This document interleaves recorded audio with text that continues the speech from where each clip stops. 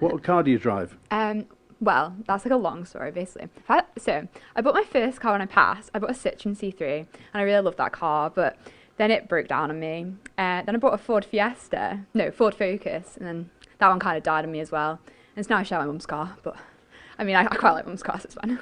What do you think of the idea of an all-island speed limit? That's the thing around at the moment. Well, I mean, I'm almost off my R's, so I'm quite ready to not have to go 50 miles per hour, but I understand why people are worried about it, because obviously there's so many accidents on the island compared to like the UK. We have way more. Yeah, I don't know really. Lucy, do you drive? Yeah, I drive. What do you drive? I drive a white Ford Fiesta, but it's my dad's, but I like to call it mine. Do you put the petrol? Did you pay for the petrol yourself? I don't know. Like, put your eyelashes and I'm all right.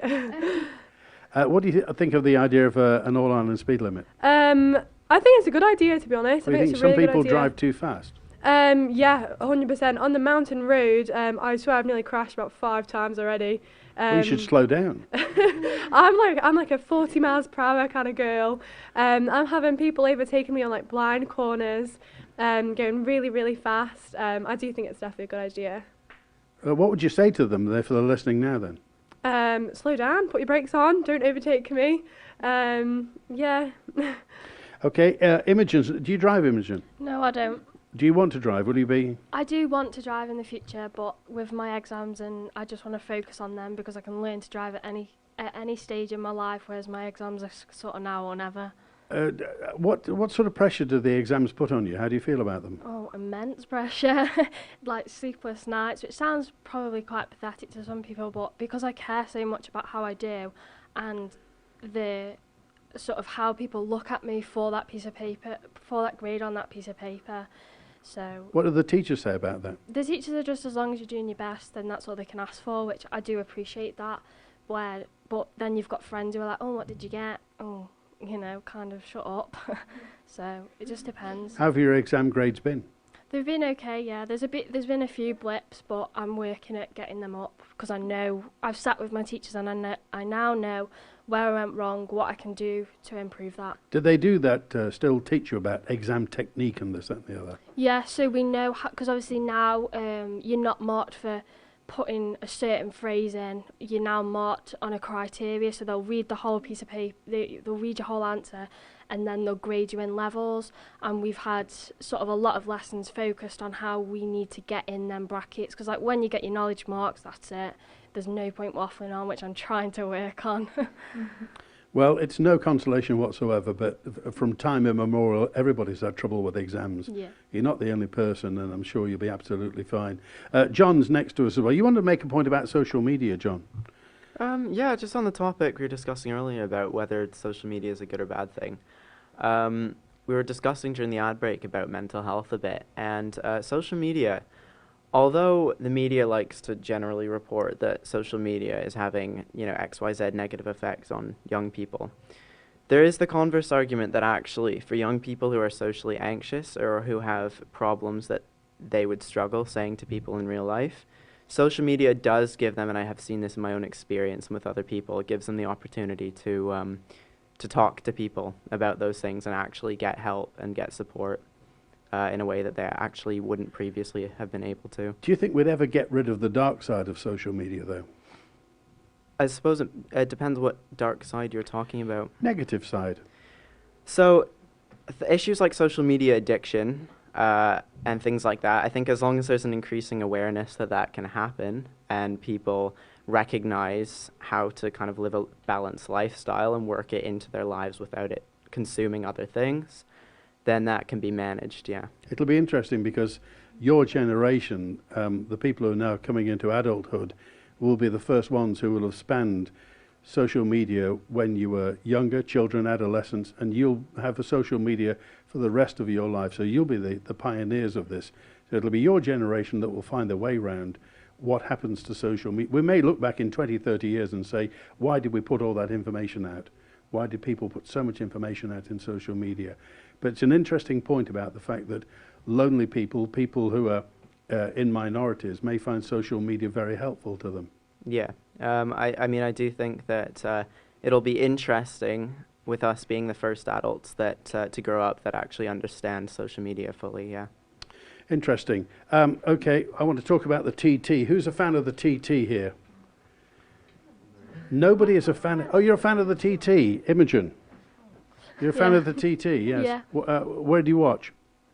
Sometimes just from our front garden, because we live straight on the road, as the just about Where's that? Mayhill. So Oh. just before they're going on the mountain, when they go around that corner, we see them. Do you think the TT? Lots of people say that the TT is coming towards the end of its time, and that the TT can't survive.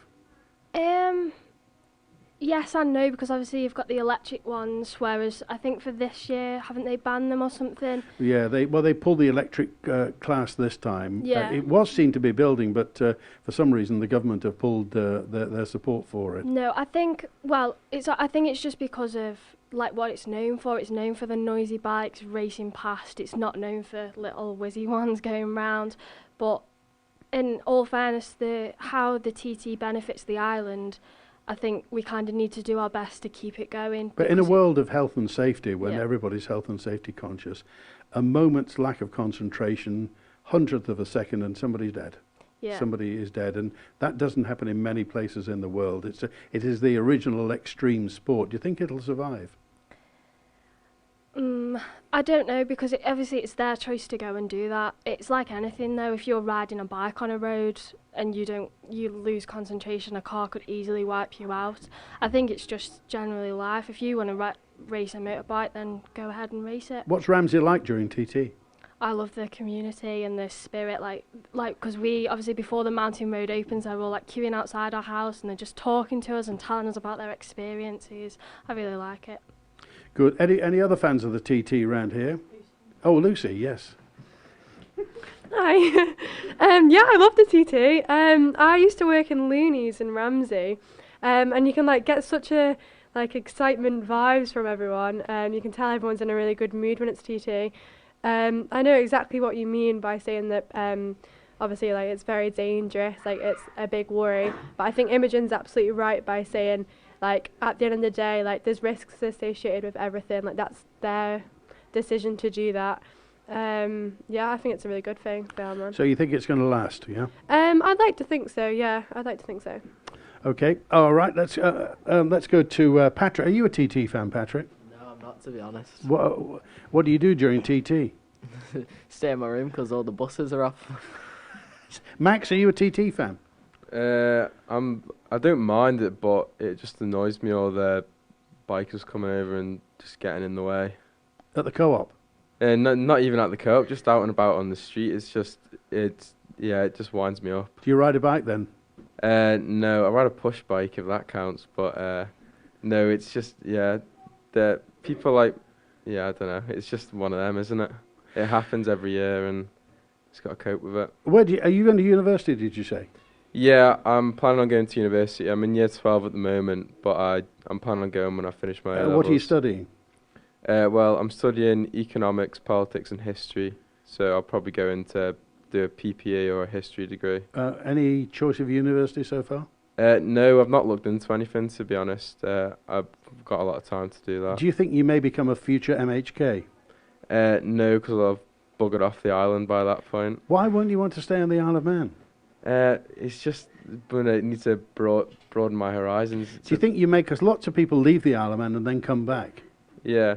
There's an element that I might possibly, but I kind of just want to get out there and explore the world, really. Okay. Have you spent much time off the Isle of Man in the past few years? A bit. I've not been on many holidays recently, but I've been to the Netherlands. My sister lives over there, and just bits like that. So you want to spread your wings and get off the Isle of Man? Yeah. You see, and again, there are some people who leave school and never want to come back to the Isle of Man again. They just want to get away and live a life elsewhere and go to universities. Yeah. Have you been to a university yet? Have you had a look around any unis yet? No, we've got a uni trip with school coming up Where in are the you summer. I'm going on the Midlands trip, so to have a look around Loughborough, Nottingham, those kind of places. Great. Good to talk to you today. We've been with Patrick Grant. Remember, Patrick is the Crown Green bowler, and if you're ever around Ballaugh, he'd love to see you there. Max Corrie and Charlotte Ball and Lucy Corkish and Imogen Huxham. We've been with Jonathan Gray and also Amy Ratcliffe, Victoria Fenton, Freya, and also Jess Wiles. We've been with Zara as well, and it's been an absolute pleasure. You can see all today's show at manxradio.com. We've been on the video as well. Thanks to Ben Hartley, our video producer today, to Matty Cunningham, the engineering whiz kid, and to Sarah Hendy, who puts everything together. I'm Andy Wint, and we'll be out and about fairly shortly, but back in the studio tomorrow for the Mannin Line. And from everyone at Ramsey Grammar School, thank you. And a chorus of Sweet Caroline, please.